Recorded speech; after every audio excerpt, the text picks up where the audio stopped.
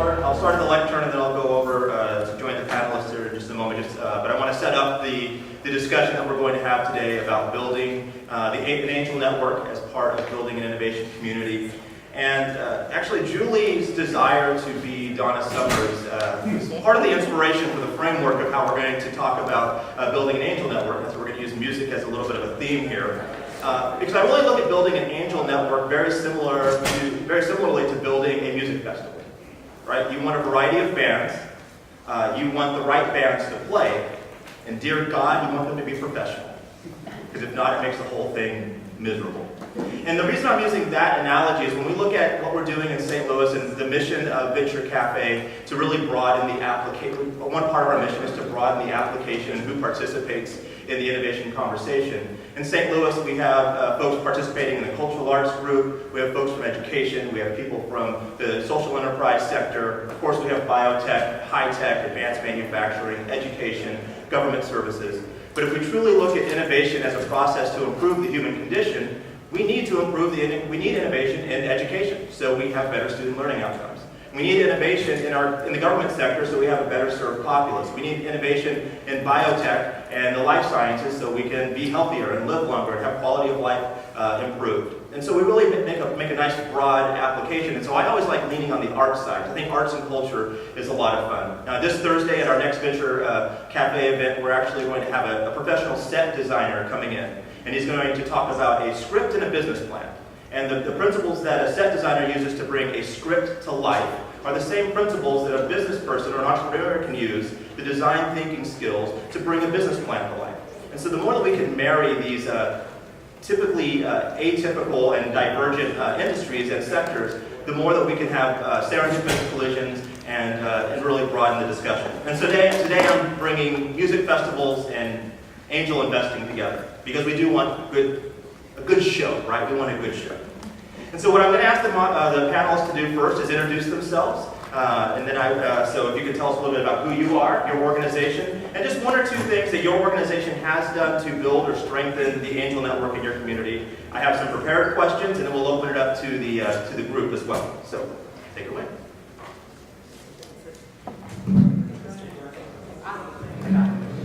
We're just commenting on Mike. So I'm Jess McLear. My family's been investing in early stage companies for over 20 years, before there were angel networks and angel groups. I have been a member of the angel community for over 6 years now. I'm a member of Launchpad angel groups and have been a very active member for 6 years now. Launchpad is one of the largest angel groups in New England. We have 150 members currently, and we have a wait list for members, which angel groups love to have. So we are one of the largest. We've been around for over 10 years. Hamlord was still managing the group and was the founding manager of it. And I talked to him recently just about starting the group and everything else like that. But we have definitely we're out there all over the innovation network here. We have lots of members who are advisors, mentors for various startups. We're out in the community as often as we can.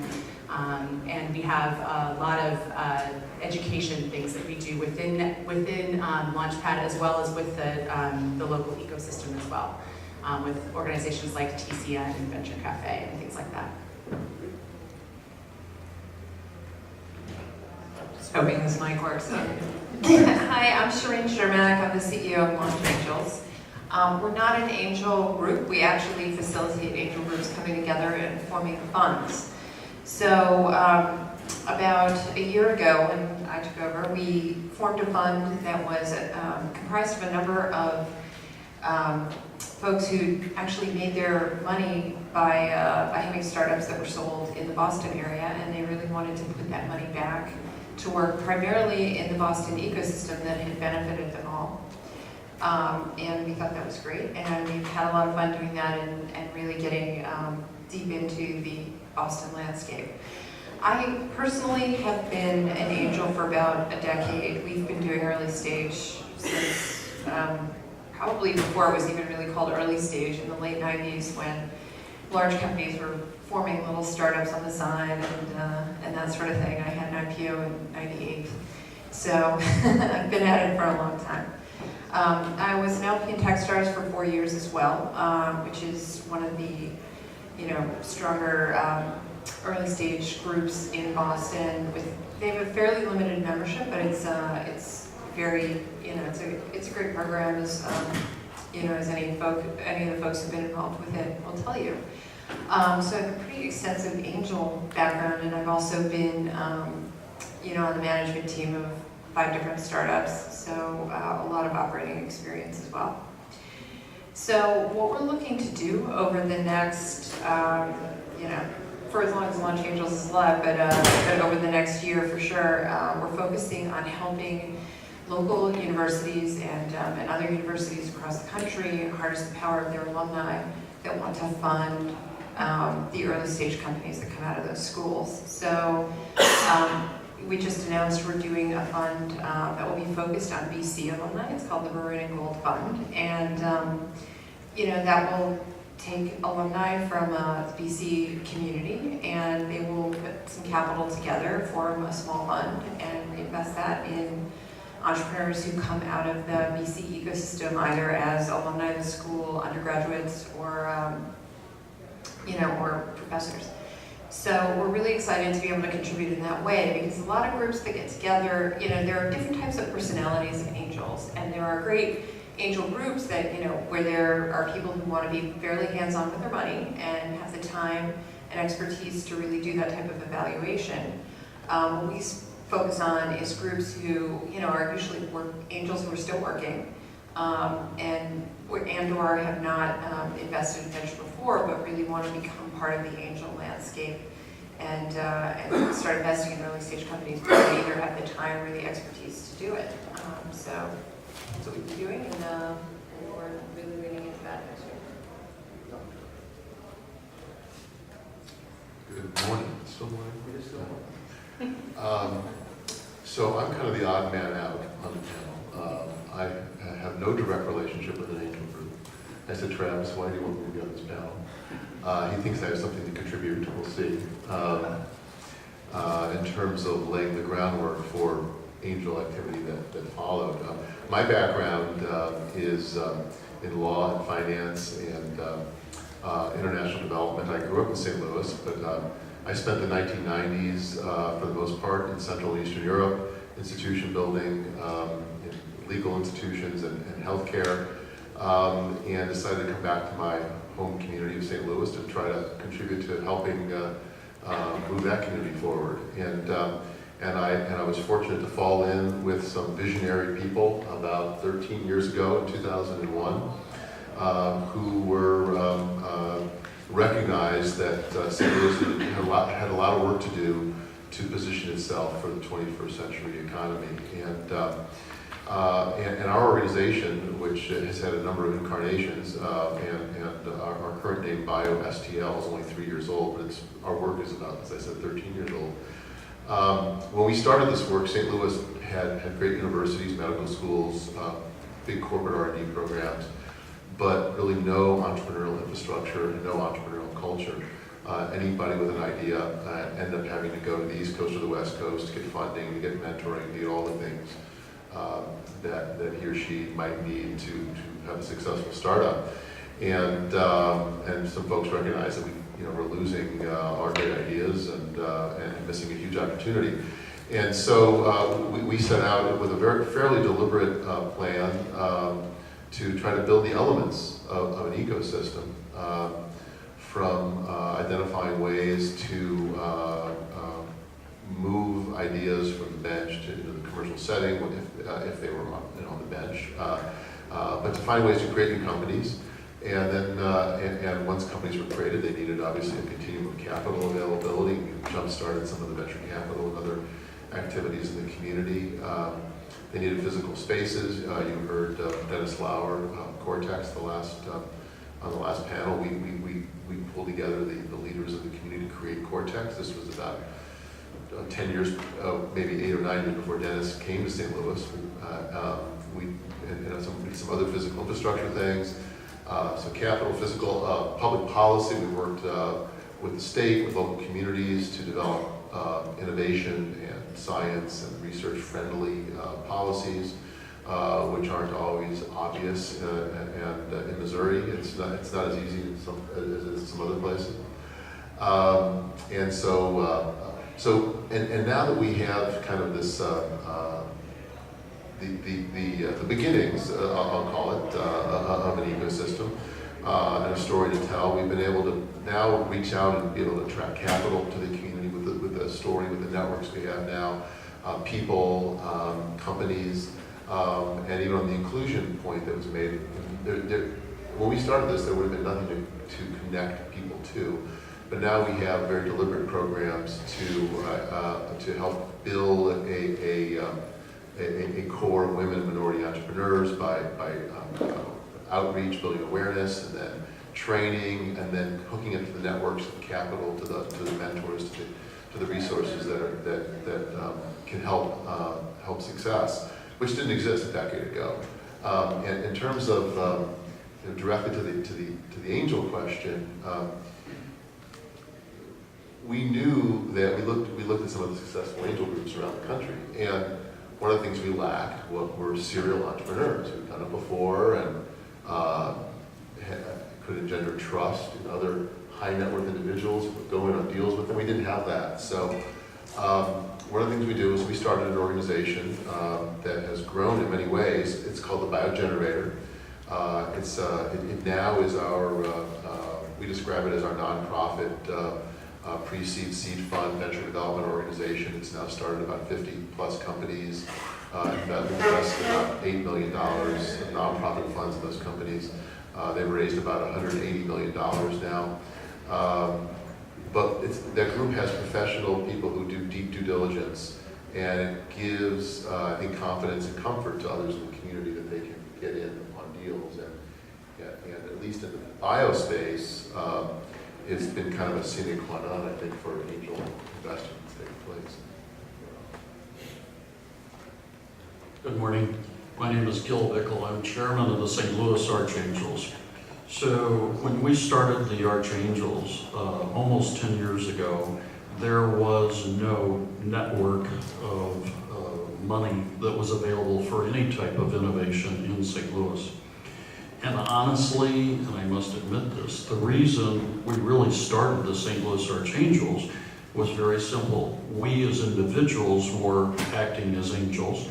And you know, when somebody calls you up and says, do you have 15 minutes? Because I just want to show you an idea. And then 2 hours later, when they're walking out the door, you're like, wow, where did my day go? And all of us had like what they call day jobs. So we decided we needed an organization to, if you will, filter all the ideas. So we started the Angel Group. There were 5 of us, and we now have 80 members. We've invested very close to $50 million in about 70 different companies in the metropolitan area. A couple of exceptions. Columbia, Missouri is where the University of Missouri is located, in the middle of the state. We've invested in 2 very successful companies there, and we've had a couple of companies where members were involved out of state that some members have also put money in. It's primarily a group of people, very diverse. Some are connected to Washington University. Some are connected to various institutions, but they're really investing for themselves within the area. I would say probably today about 65% of the group's investments are in the biotech area. However, about 3 years ago, IT started to become a very big piece of the companies that were coming through our process.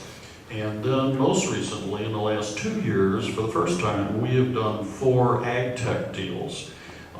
So I would tell you it's an unbelievably interesting area that involves all of us because it's our food source around the world, and tremendous research has been done by the Donald Danforth Plant Center that's located in St. Louis. So things we have done is we have formalized the angel process since we started the St. Louis Archangels. There's been a St. Louis University affiliated fund, the Angel Fund that started, and there's also now Prosper, which is a women's group that just started, and Angel Funds as well. I guess the only other thing I would say in a quick close is, as Dennis mentioned earlier, and as Donn mentioned, St. Louis is not one single organization. It's not all about Cortex, all about BioSTL, all about St. Louis Archangels. It is collaboration of a myriad of a group of organizations. And so it may be Innovate St. Louis, it may be I-10, it may be all of the organizations just simply have a piece of the action. The key difference, I think, in St. Louis was about 3 years ago when there was this realization that we were all running around like chickens with our heads chopped off. We just, we're all doing our own deal. And as someone alluded to earlier, getting together the university presidents, what a clever idea. Well, the same thing's true in innovation, is getting everybody in one room and going, folks, there's the target. Now, what part are you going to play in getting us there? So, just some thoughts. Great, thank you for the introductions. This first question comes to you from the band Journey. So it's very appropriate being in Boston. Don't stop believing. Hold on to that feeling, right? So can you tell us about a time, think about a time when your community's access to capital, specifically at the angel level, was at its strongest. Everything was working. What was going on in the environment at that time? When things were really clicking, and we can hold on to that feeling. What was really going on at that time? What elements made that possible? We're talking about the future, right? In the past, when things were working. For us, it's going to be the future. I think I have to say it is the future. Things are as good as they've been in St. Louis, frankly, for many, many years. The community is on fire.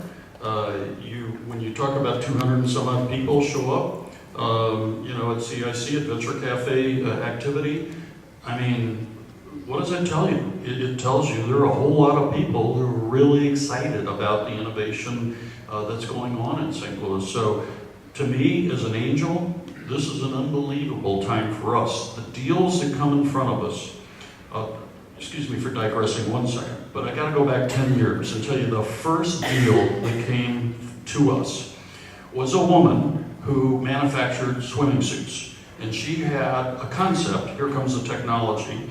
The women stood in front of a screen, had an electronic outline, if you will, then went over to the computer, and then basically she could put in the color of the swimming suit. That was high tech, that was it. Last week we saw 6 companies in St. Louis that had absolutely the most professional presentations, and I don't mean they went to somebody and somebody put it together. I mean the companies put it together, and the technology that is there today on the med side, on the tech side, on the ag side, just blows me away. And so I come home from an angel meeting, and my wife says, well, how was the meeting? I go, oh, honey, we got to find some more money because we got some deals we need to do here. My wife says, not a good idea. So, but that's what it's like. I get home, I can't go to sleep. I'm so excited about some of the companies. So I would tell you, it's now. Others? I would say roughly the same for Boston.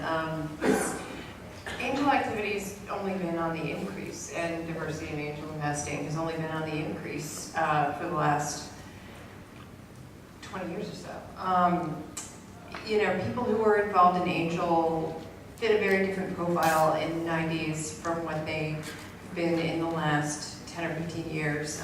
In the last 10 years, things have really opened up where folks who didn't self-identify as angels became angels. I'm still surprised at how many conversations I have with people, who are thinking about maybe investing in one of our funds or came to an event or whatever. And I say, have you ever done an angel investment? And they say, no, I'm not an angel. And I say, well, have you ever given anybody any money for their startup? And they say, oh yeah, my, like this kid that lived next door that, you know, graduated from Yale, you know, I gave him like 10K. And I'm like, congratulations, you're an angel. So I think, you know, that recognition is actually only on the increase. The understanding of what it actually means to be an angel is only on the increase. And, you know, hopefully if the accreditation standards stay the same, that will continue. Yeah, I'd have to echo that. I mean, you know, when we started investing over 20 years ago, my dad called himself a venture capitalist. We called ourselves venture capitalists, which is a very different connotation now with the funds that have started up. You know, there's been as these groups have formed, as angels have started to pool their resources, which is the benefit of the group, is that you know, you may have expertise in one field, but you see companies from all over the place. And so the real benefit of the group, if you're doing individual versus the fund, and these two styles, it's part of the ecosystem is really important to have many different styles of angel groups. You mentioned that and alluded to that. And so since we invest individually, having this resources of a group of angels when you go into due diligence who have all these different backgrounds and expertise is very important.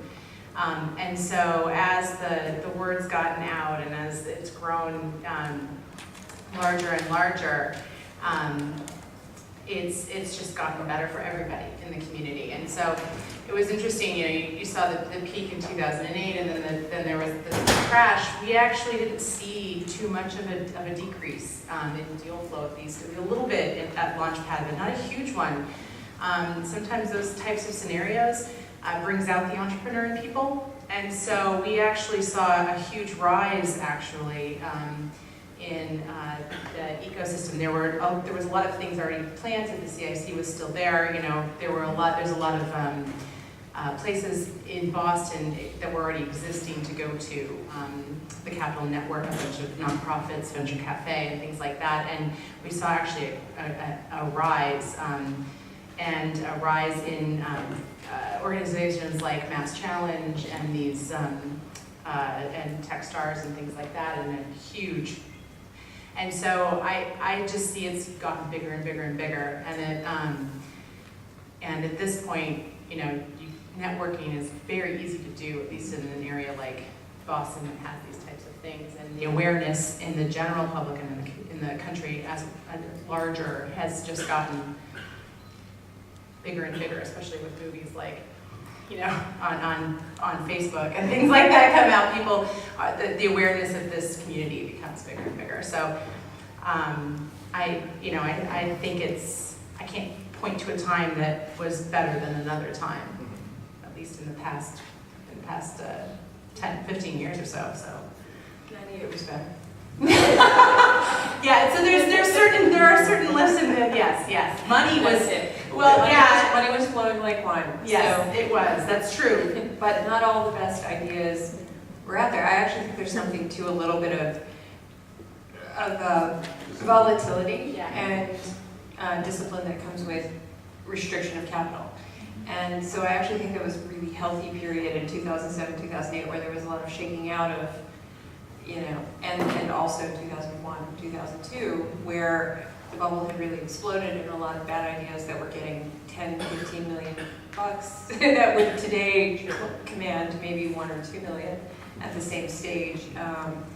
You know, it wasn't that the better ideas were getting the better money. It was just, there was just so much more of it around. But I think now we're sort of at that sweet spot where startups, where entrepreneurs are being tested, but yet if an idea is meant to happen, you know, I don't see the capital starvation, you know, that we would have seen back in 2002. I agree with that. I think though, on the angel level, there wasn't as much of a bust in 2007-8. It was more at the VC level. The really large rounds died out. We saw a lot of that. But at the angel level, it was actually fairly healthy, and it was, the valuations definitely went down, but the money I think was still there, which was really good to see. I would think. Well, we all know that building an angel network is a long and winding road. Where we're going with this? I got all day. We're gonna do this. We're gonna work this analogy. So can you guys talk about that long and winding road? Before you build a network, there has to be some sort of plan in place. There has to be some foundational work. Donn, BioSTL did a lot of foundational work. What steps can other communities take to do the foundational work before they even start jumping into the angel network side of things? I mentioned the importance of professional due diligence that lay the groundwork. I also mentioned deal flow, right? There needs to be a piece of deal flow. And when we started the biogenerator, we started as a, quote, seed level funding. And everybody has different definitions of what those things mean. We were doing about, say, $200,000 to $300,000 over a deal. And when we created it, there was some low-hanging fruits and pent-up demand of a handful of good deals in the community that we invested in and launched forward. But then that was it. It dried up. And we realized that we needed to reach much further upstream to create deal flow, that there were a lot of really, really good ideas, innovations, whether in the university or people coming out of the corporate world, that needed a little bit of money. They needed connections, industry expertise, to IP strategy support, lots of pieces to try to get something stood up. And so we created a number of programs much earlier stage. We created a pre-seed program and even since then, even something even smaller we call Concept for $2,000, $3,000, $5,000. And then our pre-seed is more around $50,000 to $100,000. And then we coupled that with something that was, again, somebody earlier said, again, necessity is the mother of invention, to get that right. And the opportunity, necessity and opportunity that we had in St. Louis was, Pfizer's had a major operation in St. Louis that was legacy Monsanto Searle, Pharmacia, and Pfizer, and they began to downsize. And there's a lot of world-class talent in St. Louis that didn't want to move to Connecticut or UK or go into universities, et cetera. And many of those people had an entrepreneurial bent. And what we realized was if they wanted to start a company and we needed to put a little bit of money into them, if we needed to sign a lease in an incubator for them and buy equipment for them, that wasn't going to go very far. Resources weren't going to go very far. And that was what led to the creation, someone mentioned earlier, shared lab space. Actually, it was Julie who mentioned. So we created a pretty innovative setting for very early stage entrepreneurs who are trying to get started. Many of them who did come out of Pfizer and other places like that. And coupled free access to shared lab space with these pre-seed investments. And we've been able, through that, to really generate a lot more deal flow, which without deal flow, there's no angels. So that was a big part, I think, of laying the groundwork. And then, when we started, we were not only the first and only money into these companies. And that's changed quite a bit, because now we have not only some angels that will sometimes reach back that early. We also have a new state program through what's called the Missouri Technology Corporation, which I serve on the board. I chaired that board for 3 years. And that's created a fund that will match angel investing, it will match that pre-seed, it'll match seed, it'll even match VC. And then even St. Louis County established a matching fund in a pretty creative way. They actually took casino revenues and they figured if the money comes from gambling, why not keep gambling? and they created a fund that would match some of this early stage investing as well. So that's helped to push the deal flow and get it to the point where angels can then pick it up. And a lot of de-risking opportunity took place even before then the angels had to get involved. The due diligence, the shared lab space, the shared equipment, and that type of thing. Anybody else, the long and winding road of before the angel network was established? I'm just trying to remember back in, I guess it was 2008 or 9, when Katie Ray was really trying to pick it up with Techstars.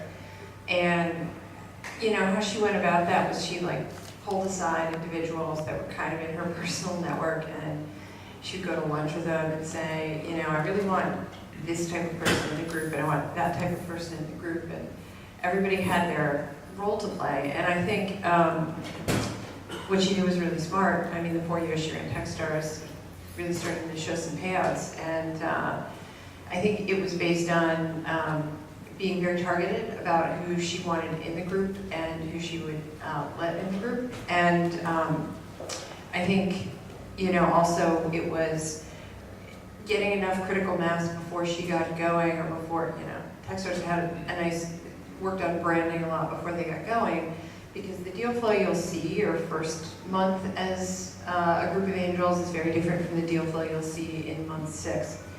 And as soon as people understand that checks are being written, it starts to attract more, and then better. And so I think in terms of angel group formation, if it's not going to be fund first, which is what we do,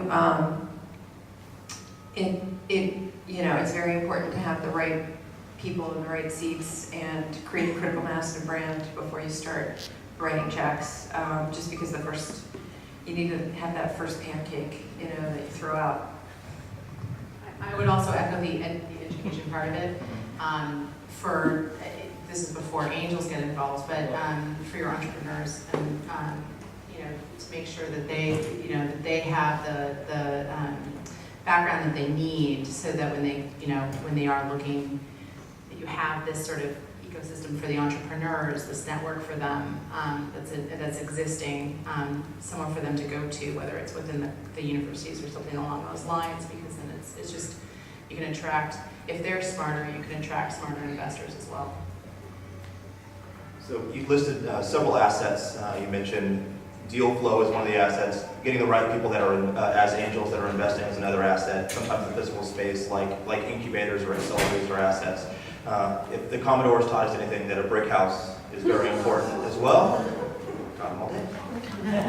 So when you're looking at building that, when other communities are looking at building their angel network, what are some practices that they could use in order to identify the assets and also encourage those assets to jump into this mix, to take the risk of either writing that first check, or corporate sponsors providing some lab equipment? What's the sales technique to get people involved into the angel group and building that house?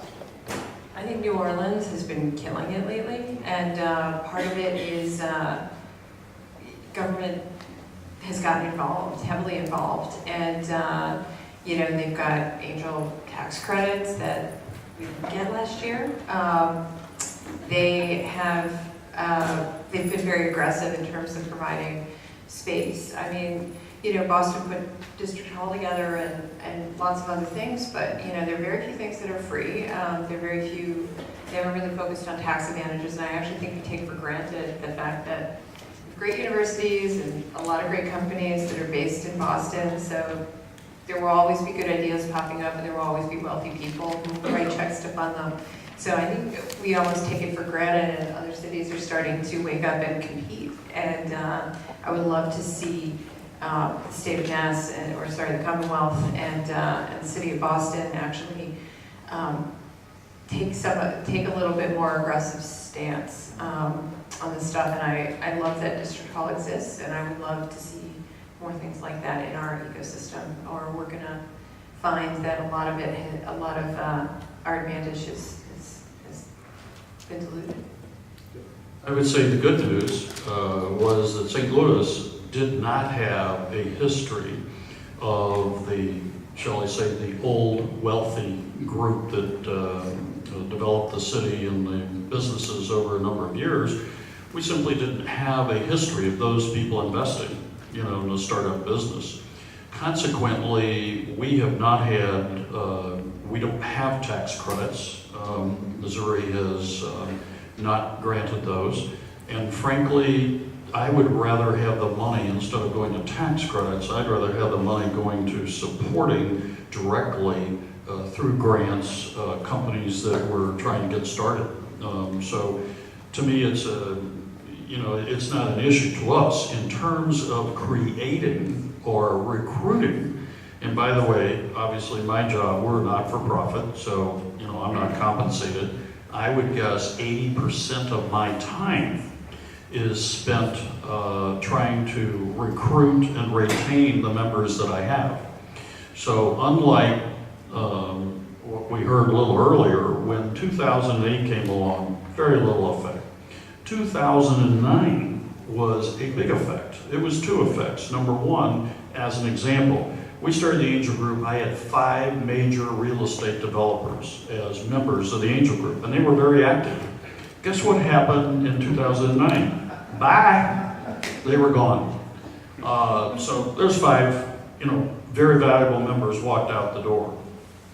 Another thing that happens is an angel investor invests a percentage. You call it 5%, 10%, whatever it is of his or her net worth in startups or in angel deals, and they go, that's enough. I want to wait until there is a liquidity event before I do anything else. So they become inactive. So there's another member gone.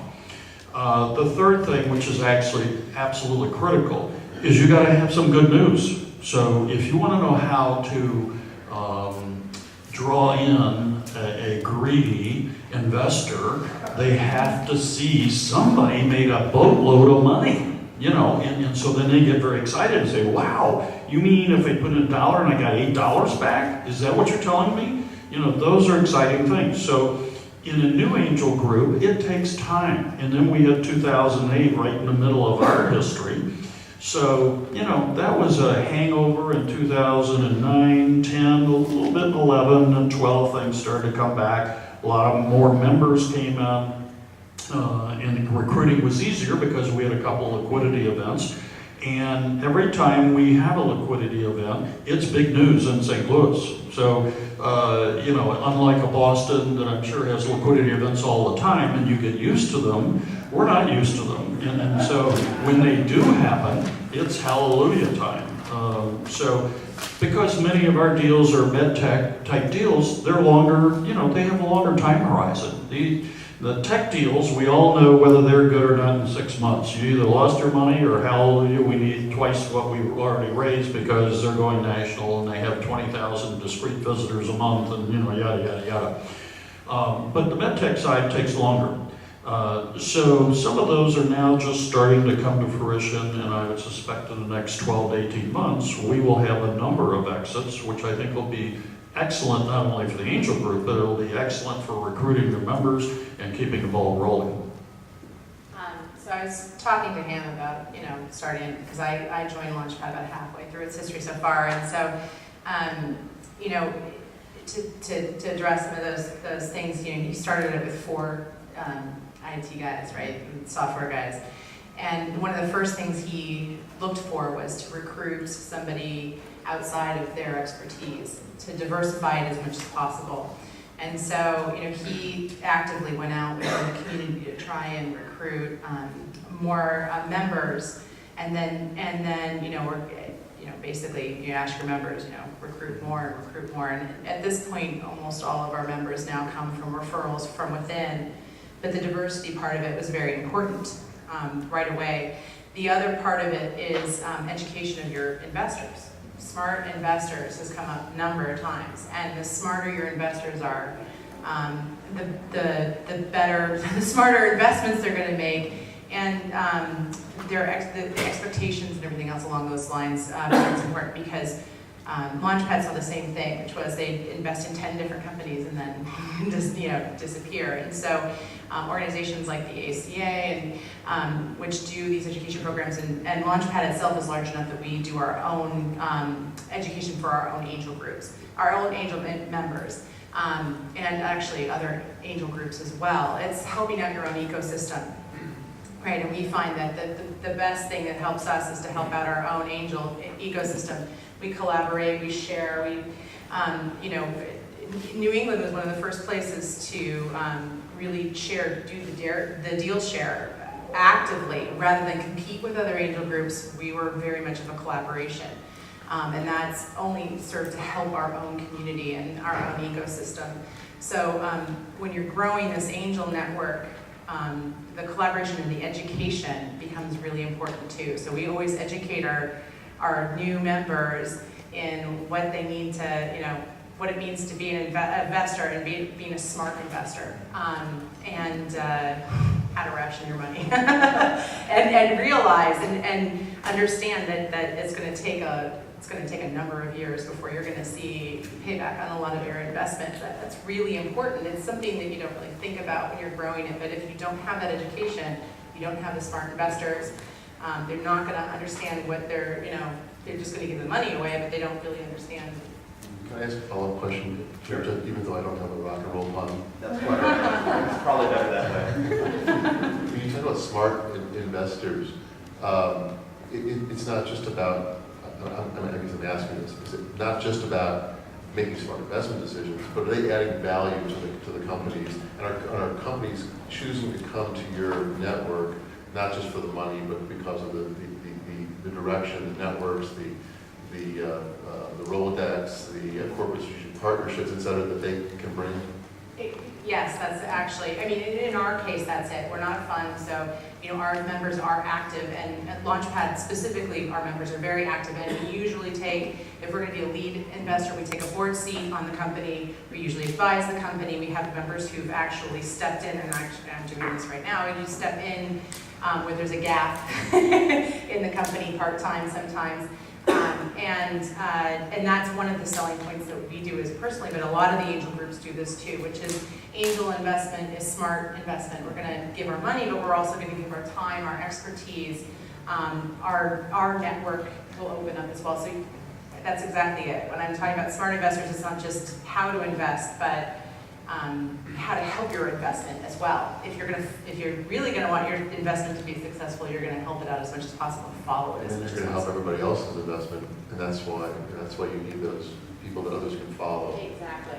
Yeah, and I've had friends, investor friends who've been like, Jess, this company needs help with X, Y, and Z, and it's a shared network, and that's really important. That shared network is the key.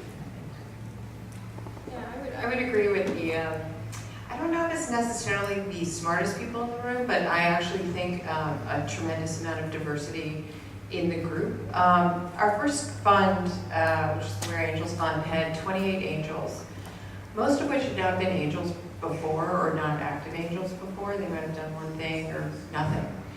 And going through the process over the last year of investing, having professional investors take the lead and having the angels welcome to come to our investment committee meetings. They're welcome to forward us deals that they think are interesting. Once in a while, they actually get picked. Probably 1 out of every 3 comes from the angels in the group having surface deals out of their networks. And we've also been last check in a number of the deals that we've done, which is pole position, and part of that is a lot of folks who are raising in Boston just really want the 28 angels in our network, in their network. And so we've got folks from many of the different startups around Boston with various levels of expertise. We have women, we have older and younger, we have LGBT. We've got such a variety of perspectives, and if there's one thing that recent research has borne out, it's that if you take a group of just of people who are just simply smart, or if you take a group that may not have the same credentials but is extremely diverse, the decisions in the diverse group are actually better in the end, and the outcomes are better. So, so I think that the idea of circling a larger group, maybe some folks who haven't been angels and some who have, that can learn from each other, that have backgrounds in different industries, but more importantly, just come from different backgrounds. I think there's something really healthy to that, and there's a lot of success to be found in not just having friends that look and feel exactly like you. I really appreciate the discussion about the network and making sure that deal flow goes back and forth, those lines of communication. I think that the word collaboration was mentioned several times. Lines of communication are also very, very important. New Edition taught us that, Mr. Telephone Man, there's something wrong with my line. dial your baby's number, you get a click every time, right? You want to keep those lines of communication open. So let's say Bobby Brown leaves New Edition, right? And let's use this as our last question for the panel that I ask, and then we open it up for the group. So Bobby Brown leaves, and this really tests the requirement of having professionalism as part, because Bobby Brown is notorious for being unprofessional. But Bobby Brown's song, Every Little Step, right? So what are some practical steps other people can take if they're wanting to build their angel network in their community? Because I think that the power of these types of conversations is definitely not in my puns, but it's in the practical steps that people can take to go and apply this information in their own community. We have St. Louis and Boston, two very different cities. Both have taken different steps to get to where they are today and different steps to go into the future. What are some practical steps that every person can take to move their community forward with regard to building an angel network? Even though I'm not the angel guy, right, so I'm going to address it just from my perspective, and then, as you call it, the prequel to angel, which is sort of that foundational infrastructure. And I think in our case, and probably in other similar places, having strong relationship with the research institutions has been really critical. In our case, Washington University, St. Louis University, Donn and Danforth Plant Science Center, especially Washington University. And it's not so much the great facilities and campuses and even the dollars that they provide to an organization like ours, but it's more important perhaps is their network of influence, act that gives groups and entrepreneurs access to resources, to local corporations, and the credibility to kind of build the elements of the ecosystem that need to be in place to help support this activity. So it's a chicken and the egg. The one side of this thing is deal flow. The other side is obviously the angels. Deal flow, address that first. What can you do to step up the quality of the deal flow? Well, if you do have a research institution, it takes the research institution getting on board that, hey, we need to commercialize all the research we're doing. That would be number one, okay? Because if we don't have that fantastic company that wants to come out of Washington University, St. Louis University, Donald Daniel Fourth Plant Center, you got a problem. The other side is, in the angel side, I originally told, and I think it is true, that being an angel really is two things. Number one, you've got to have a homer instinct. In other words, Boston, St. Louis, wherever it is. You have to believe in your city, and you have to believe that the community can pull this off. So there's a certain amount of investment, if you will, in my mind, that is made, has been made, and will be made, because it's a St. Louis company that is trying to get off the ground, and you're helping that St. Louis company, and therefore you're creating jobs, hopefully, for your children, your grandchildren, yada, yada, yada. So it's that instinct. The second half of that angel investor is they have to be greedy. In other words, they have to say, I have $1, I want $10. What's the best way to get it? And so seeing the potential of a drug, of a device, of a company, whatever, gets me from $1 to $10. That visualization of, hey, I can get from here to there. So they've got to have the greed factor. And you may, I heard a little snicker and whatever. Think about all the people that you know in St. Louis and Boston who are sitting back collecting their checks. Let's face it, folks, they were members of the Lucky Sperm Club, and so their family have a lot of money, they don't need to work, they just sit back and collect the checks, okay? That is not an angel investor, because they don't want to make those decisions. You mean I got to come to meetings? I got to see these people? Ooh, no. Don't want to do that. So you have to have a very motivated individual that wants to make money, wants to be involved, and wants to be a part of the whole activity. I would kind of argue almost the other side of that in some respects. I'm not saying that that's not true, because that is partially true. I mean, angels ultimately are usually out to get a return on their money, although, smart angels know that really they're only going to get a return on, 20% of maybe, if they're lucky, of their investments. But you can also try and tap into the altruistic side of some of the high net worth in your ecosystem. I know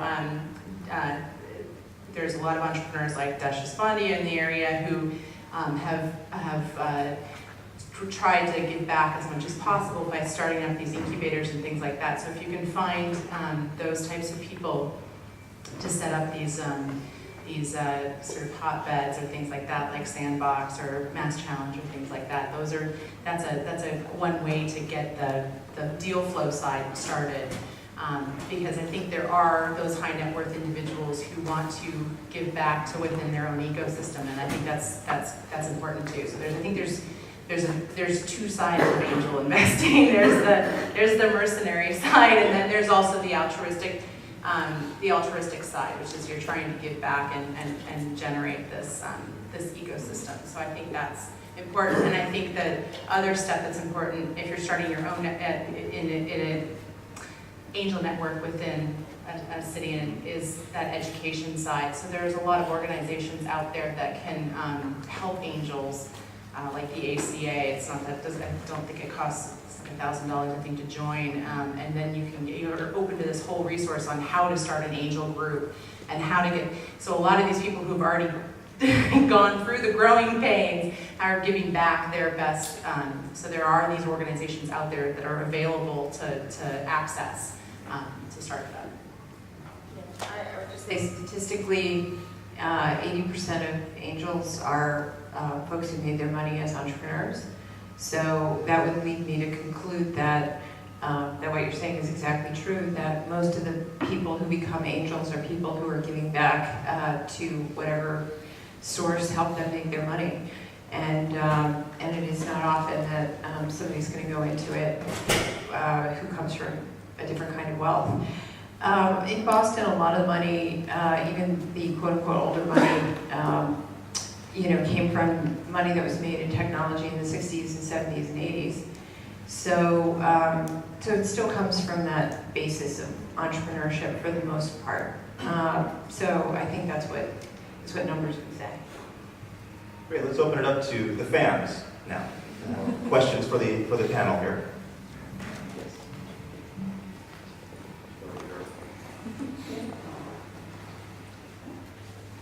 15 years ago, when I was trying to raise money for my startup in Boston, I found that there was two kinds of investors in the angel and VC community. People who wanted to replicate Wang and believed in pipes and wires, and people who wanted to replicate Genzyme and believed in biotech. And as a consequence of the angel and VC community did not want to invest in things that had to do with the internet. And we lost a decade of progress to Silicon Valley because of that. If we're talking about innovation in the city, it seems to me, we're talking about in a new economy, as we talked about last time, we're talking about finding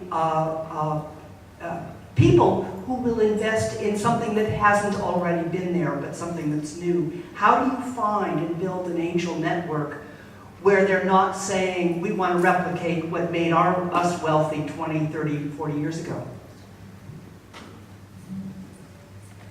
I guess I can kind of address that. I mean, to angels, initially when they're first making an investment, tend to invest in something they know. So they do tend to go to invest in an industry that they're familiar with, right? I think 15 years ago, these angel networks didn't exist in the same way that they do now.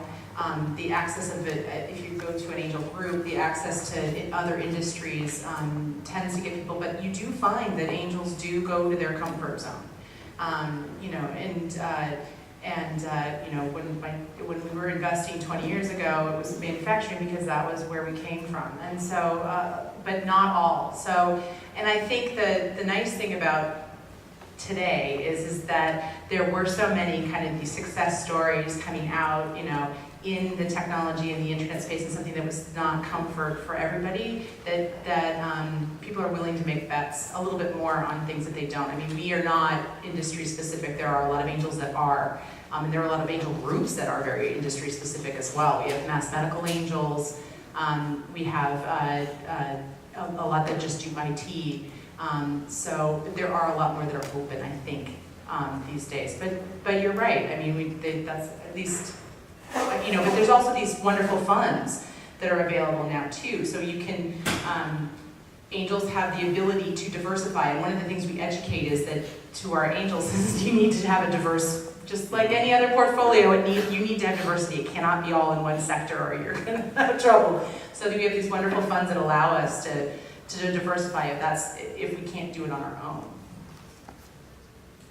You know, I think that's exactly right. We have fought off the temptation of having a tech angel group and a biotech angel group for that very reason. We're trying to show those people that are comfortable in, let's say, the biotech side, that there is another world out there called IT or ag tech or whatever. So although sometimes it has really strained us, and by strained us, I mean we have 7 deals that we want to show to the membership. We can only take 3 into a meeting. You know, so because we're doing follow-ups of other deals at that same meeting. So, you know, you go, well, how are we going to cut this down to 3?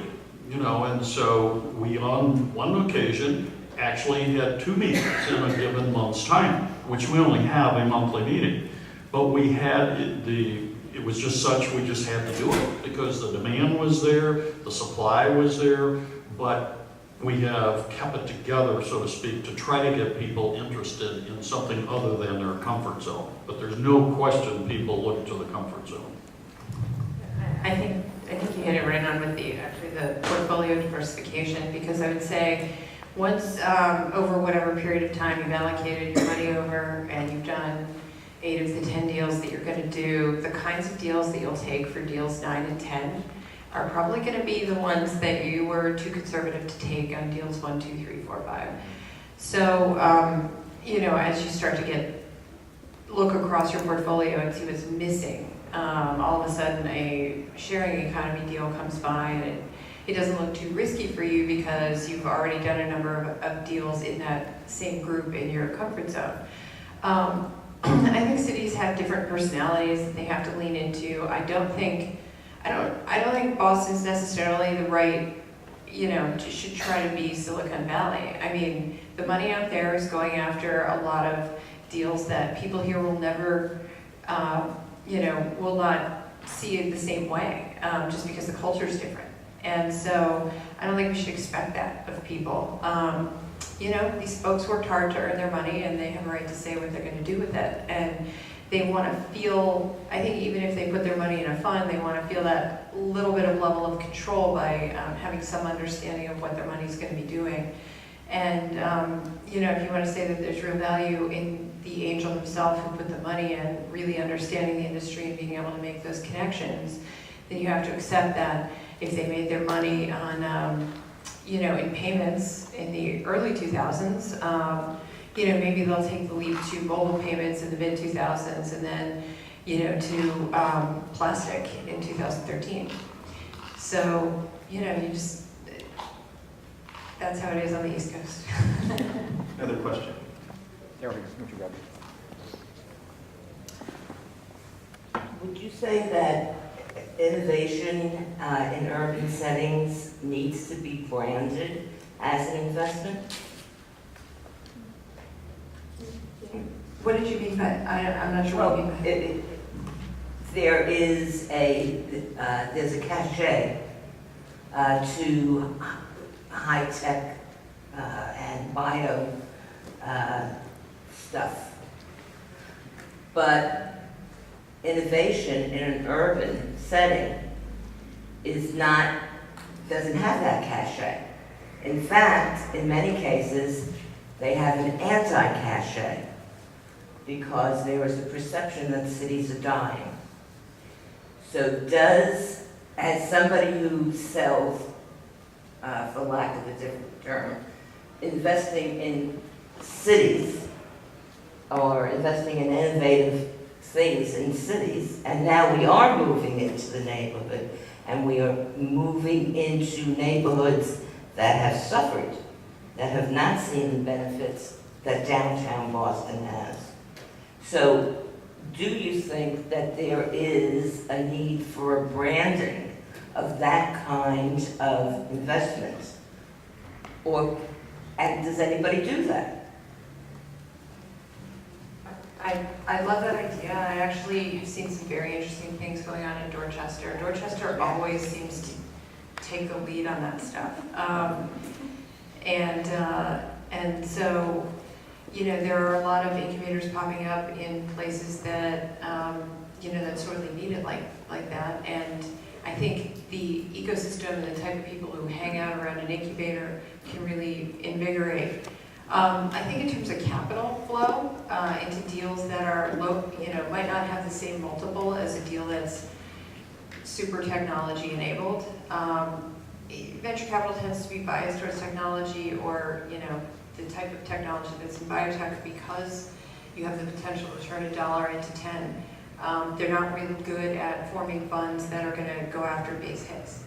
And I think there's absolutely an opportunity for funds that maybe go 80-20 and look for 20%, you know, maybe high flyers and 80% base hits. Where I see a fund like that actually happening is more coming out of a place like Simmons, the community around, you know, Simmons, I can think of as, you know, exactly what you're saying, like the type of companies that are going to be launched may be innovative, but they may be products and services in retail that are physical. And I think there is room for a fund that would diversify across multiple types, you know, like that. Other questions? Other question? We've been talking a lot about cities and regions. Do you believe that angel groups should look beyond their particular city and region? Is that a good idea? And do your angel groups aspire to do that or not? Well, I would tell you, here's my problem in St. Louis.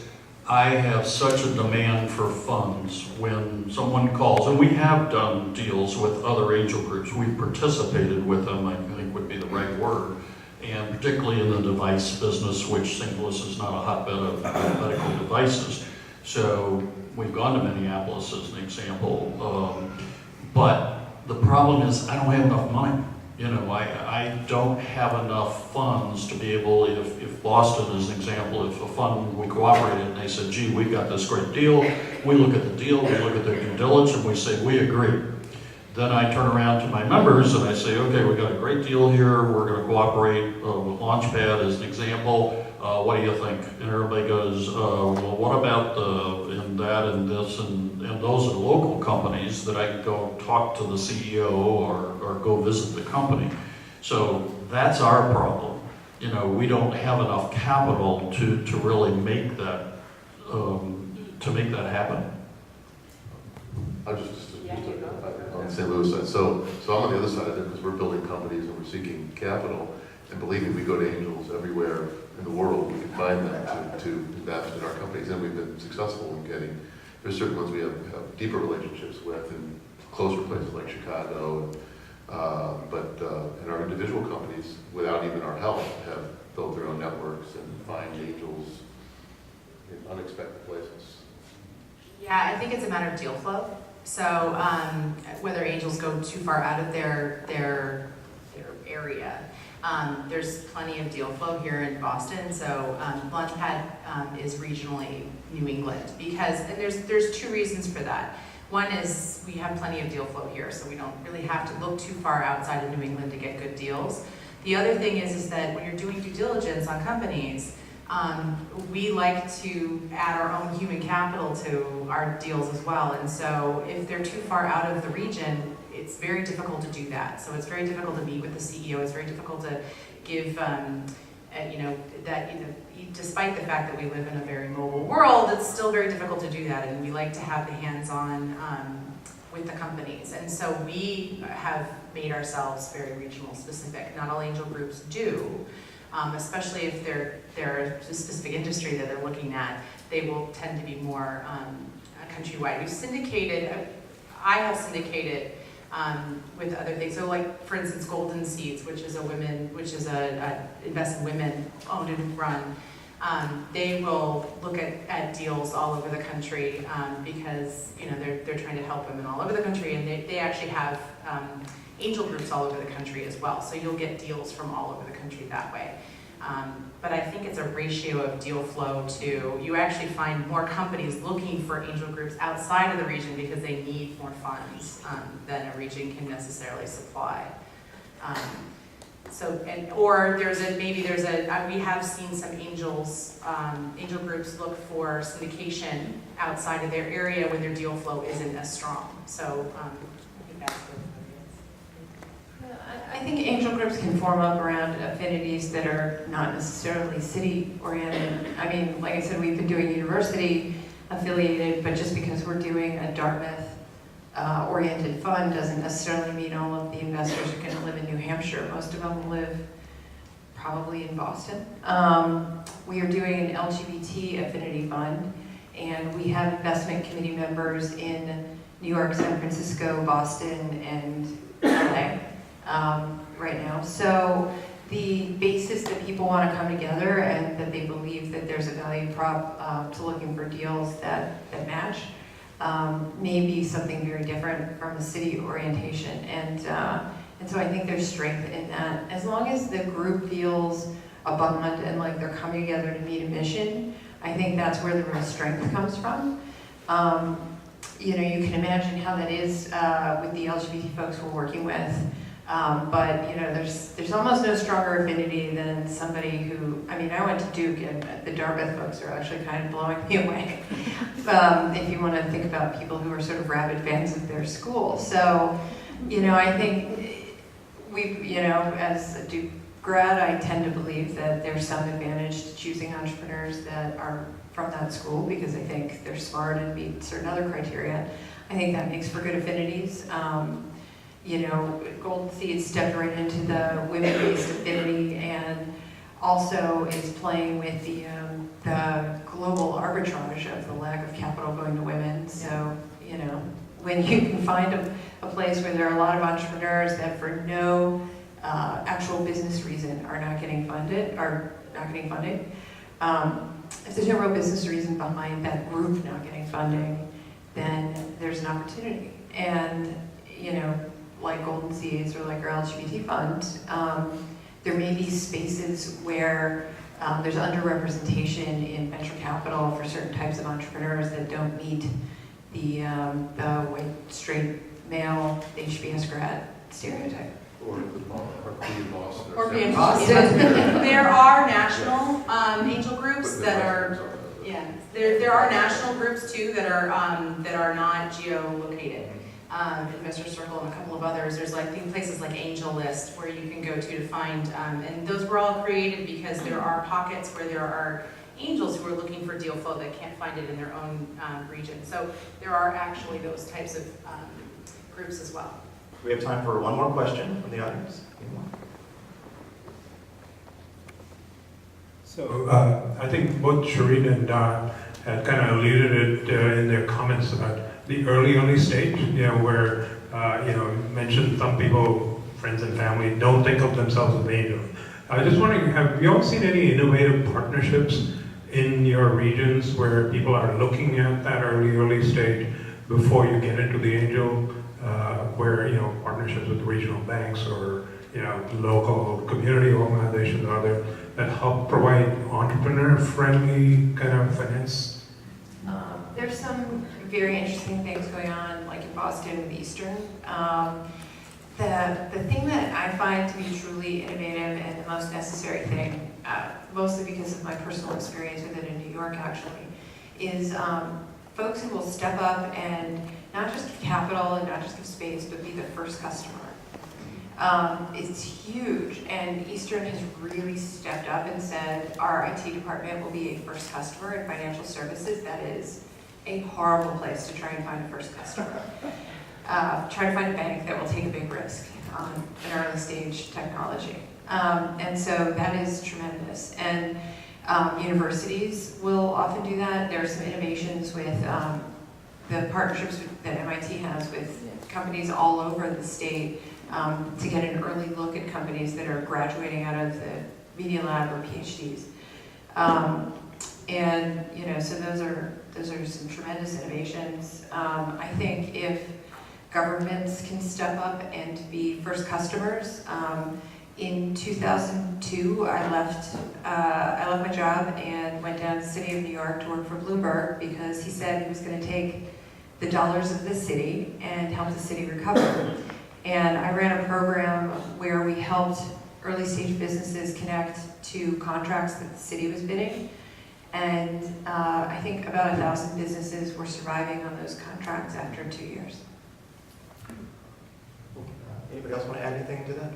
Thank you to the panelists. Thank you to all of you for asking questions. After lunch, so we're going to take a break for lunch now, and after lunch it will be I'll continue the music theme. It's kind of an LL Cool J type panel.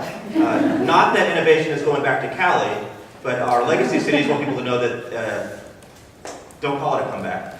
They've been here for years. Have a good lunch.